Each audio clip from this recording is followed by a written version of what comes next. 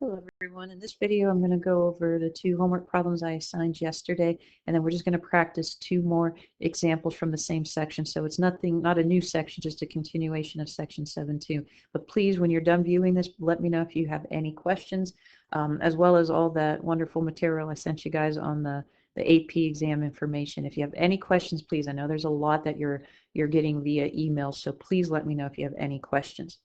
All right, so the definition yesterday, instead of showing this where we find the area between one curve in the x-axis and then the area between the other curve in the x-axis, and then we subtract them, those are two separate integrals. We're trying to just condense the integral as much as possible. So that definition was telling us the area is just the integral, and we include the boundaries there, and it's just f of x minus g of x, so your upper curve minus your lower curve.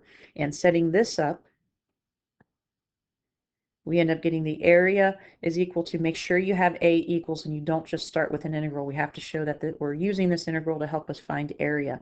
So it's the integral from 0 to pi, because those are the 2 points of intersection here, and it's 1, our upper curve, minus our lower curve, so 1 minus cosine square x. Now, u substitution is not going to work here, because if you look back at when we first started integrals of cosine square x and sine square x, I had you guys using this wonderful trig identity in the bottom left here. And if we solve this for cosine square x, then we turn it into two terms where we can easily take the antiderivative of. But u substitution will just kind of lead us into more difficulty here. So I'm going to go ahead and rewrite this expression very carefully with the subtraction sign. So it's going to become 1, and I'm just going to subtract both of these terms. So it's a minus 1/2 cosine 2x and then minus the other 1/2. And then we could still simplify this even further. 1 minus that end 1/2 that's there just becomes 1/2. I don't know what happened there.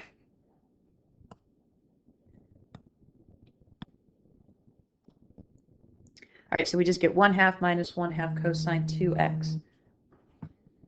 So now taking the antiderivative here, we're going to get 1/2 x, and then going over, this is the 1/2 that's right here. And then the antiderivative of cosine 2x is sine 2x, but then if we were to take this derivative, we would get an extra times 2, so I have this 1/2 here to cancel that out. So we end up simplifying this, and we get 1/2 x minus 1/4 sine of 2x.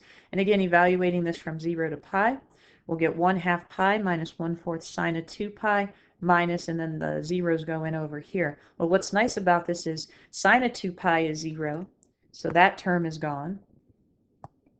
1/2 times 0 is 0, and then sine of 0 is also 0. So we are left with pi over 2, or 1/2 pi. And don't forget square units, because we are finding areas. So if you weren't able to come up with pi over 2, please make sure you take another look at this. If you did come up with pi over 2, nice job. All right, looking at number 11. We weren't given the graphs, we were just given the equations, but this is pretty basic to graph. We end up seeing a line intersecting a parabola, and what we would need to gather from this are the points of intersection, the x values of those points, because those are going to be our limits of integration. So as we go to set up this integral, remember it's going to be our upper curve, which is just a constant of 2 minus the quantity x squared minus 2, but we're going from -2 to +2 here. And then we could work this out. We could simplify it further and just subtract that quantity. Now this will definitely work, but I want you guys to pause the video and see if there's another integral we can come up with here, maybe something a little bit easier to work with. And a hint is that this parabola is symmetric with respect to the y-axis. So pause the video, see if you can write another one, and then continue. Well, because if we only went from 0, if we took half of this and we went from 0 over to 2, having 0 as that lower bound makes the evaluation part much easier. So we could do that. We could go from 0 to 2, but then we're only finding half the area, so we're good if we double it. So this is also an equivalent integral to help us calculate area, and one that's going to be a lot easier to go through. So here, if we just take the antiderivative, but keep that 2 out in front, 4x minus x cubed over 2. We'll get 2, and then substituting this 2 in here, inside we'll get 8 minus 8 thirds, and then both of these have x's, so now it's just a minus 0. Calculating all this, we should get 32/3 square units, and if you want to double check, maybe you started this problem and set it up this way, but you should still come up with 32/3, and then you're seeing these steps here, we get the same result. All right, so let's practice two more. All right, what I'd like for you to do here is, hopefully if you have graph paper, if not, please try to draw this as nice as possible. The whole point here is we want to find the x values of the point of intersection. So if you just draw a rather quick graph, it might be tougher to tell. So pause the video, please make a sketch of these three. They're all linear, so these three lines, and then continue playing. All right, so this is what we're getting, and anytime we have three lines that intersect, we're going to get a triangle here, which is what we have.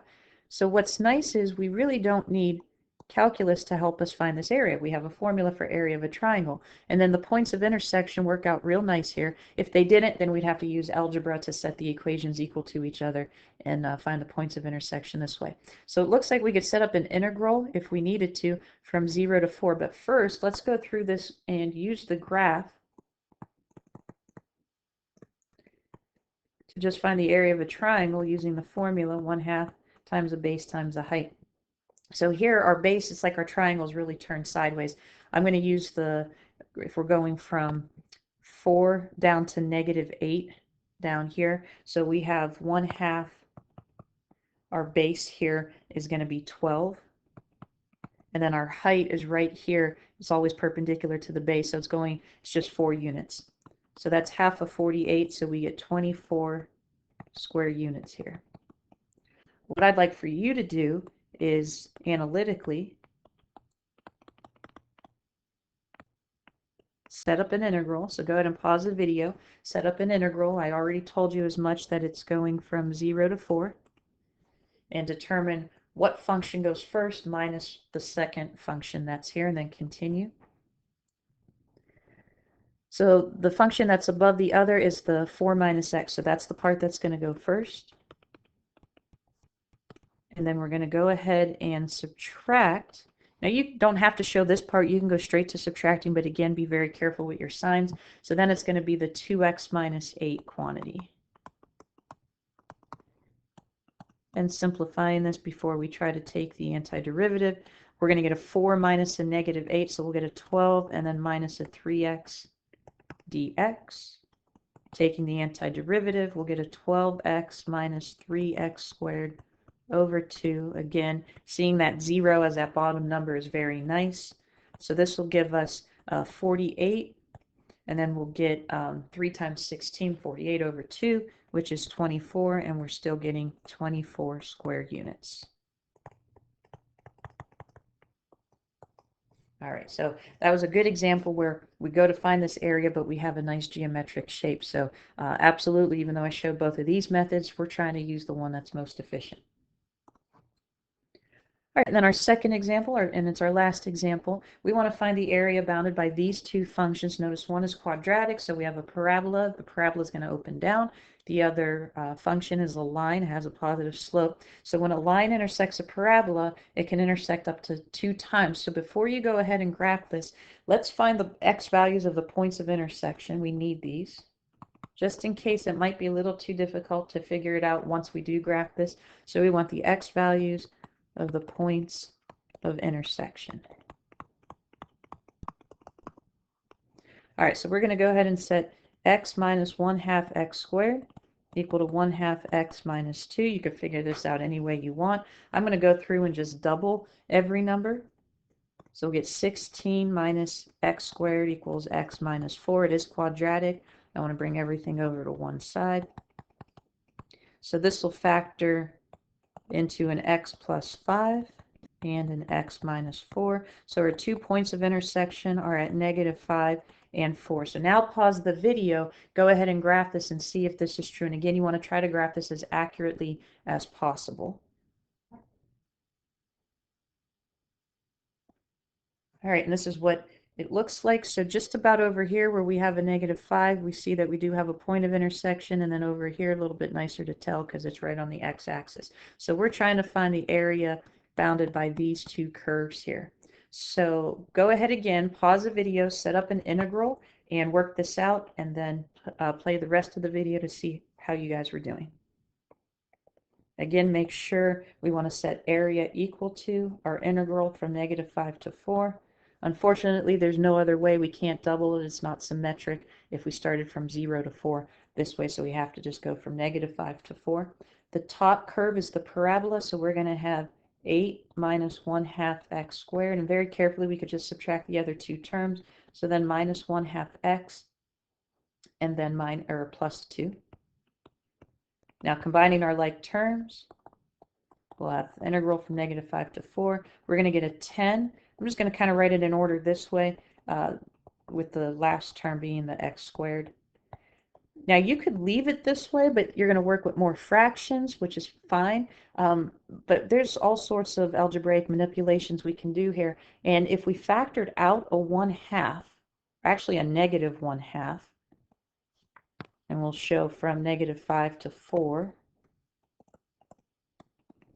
So I'm going to start with this here. So I'm going to put the x squared first, because -1/2 times x squared will give us our -1/2 x squared. In the middle, I'll have a plus x. -1/2 x times -1/2 times x will give us a -1/2 x. Then I'm actually going to have a minus 20 dx here. So -1/2 times a -20 will give me the positive 10 that I'm looking for. All right, so it'd be a lot quicker to take the antiderivative of this. So we're just going to get x cubed over 3 plus x squared over 2 minus a 20x, and again from -5 to 4. Carefully working this out. You can absolutely use a calculator to figure this once we get all the values in here. So we're going to get 64 thirds plus 16 halves, and then minus 80, and then minus, we'll get a -125 over 3 plus 25 over 2, and then plus a 100. So go ahead and you could just type all this into your calculator. And we should end up with 243/4 square units.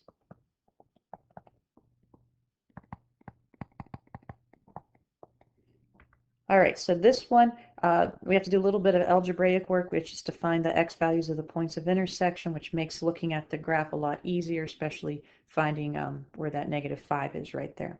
All right, so you're